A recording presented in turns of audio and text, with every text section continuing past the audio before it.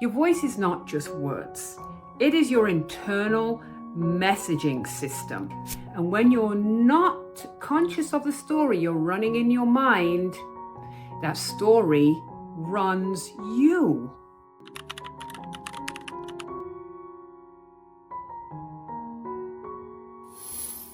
Hey friend, welcome back to Design Your Life with Lee. And today's video is a big one because we're talking about something that impacts your health, your confidence, your relationships, your purpose, and the freedom you crave. Why women don't use their voice and how to rediscover your true one. We're also diving into why so many women feel stuck instead of making powerful, aligned choices, and how your voice is the doorway to creating freedom in every area of your life. So please stay with me to the end. This could be the video that changes how you speak to yourself and how to show up in your own life. I help women 40 plus find their voice, live their purpose, and make powerful choices so they can create freedom and health in every part of their life. Let's get into it. Section 1. This is the first part that I want you to know about, is why your voice matters more than you think. Before we talk about rediscovering your voice, we need to understand why it matters. Your voice is not just words. It is your internal messaging system.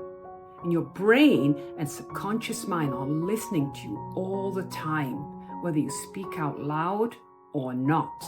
And your voice tells your body what to believe, what to fear, what to allow, what is possible, and much more. And when your internal dialogue is quiet, passive, confused, or negative, your life mirrors that back.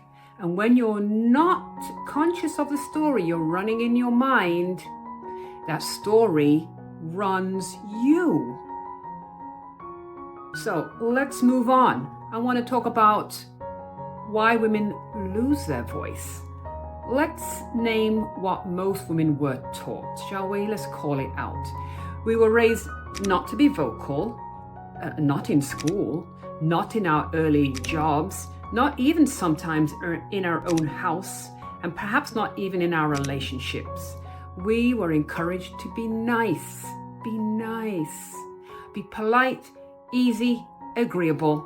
We were taught not to take up too much space, not to be too outspoken, not to be bossy, and not to be too much, without necessarily people calling it that exactly. But somehow we got the message. A woman giving clear direction, she's labeled demanding. A woman with boundaries, oh, she's called difficult. And in that conditioning, many women slowly stopped trusting themselves, stopped speaking up, stopped naming what they really wanted, and stopped believing that their voice held power. And this is how invisibility forms quietly, slowly, and internally. When you're not using your voice, here's what happens. You keep doing the things that you don't want to do. You say yes when you mean no. You take on responsibilities that you end up resenting. You protect everyone else's comfort above your own needs. And the pattern repeats itself because you're afraid to disrupt what people are used to. Your fear is of upsetting others. You fear being misunderstood. You fear losing their approval. But here's the truth. People cannot read your mind. Most of the time, people assume everything is fine. You know why? Because you were acting like it was, and sometimes you even said it was. It's fine. Silence keeps you stuck. Silence builds resentment. Silence creates a life that feels misaligned, unfulfilling, and small. So now let's talk about rediscovering your voice gently, powerfully, consistently. It starts with practicing speaking to yourself with clarity. Ask yourself quietly, what do I really want? What do I actually want? What do I no longer want?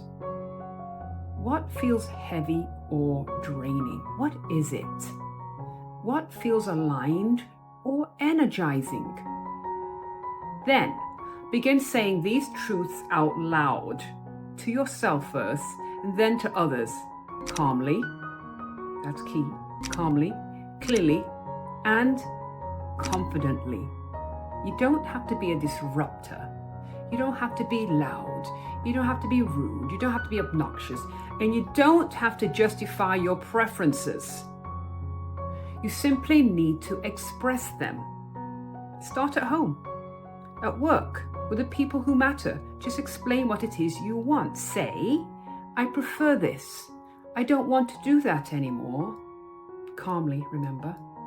I need more time. I've changed my mind. This doesn't feel right for me.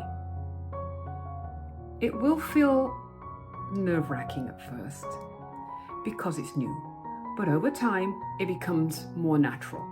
Your life expands to match the clarity of your voice. When you discover your voice, you rediscover choice. When you rediscover choice, you rediscover power. And when you rediscover power, you rediscover freedom. And freedom shows up everywhere. It shows up in your health, in your energy, in your confidence, in your relationships, in your purpose, in your habits, in how you design your days. Your voice is not a luxury. It is the ignition switch to your next chapter. Many of us are sleeping on this. So, friend, here's your invitation today. Listen to yourself. Speak to yourself with clarity. Then begin speaking your truth to the world around you. Because the moment you use your voice, even in the smallest way, the feeling of stuck begins to dissolve. Make sure you subscribe so you don't miss the next episode in this series. We're just getting started. Your voice is coming back home.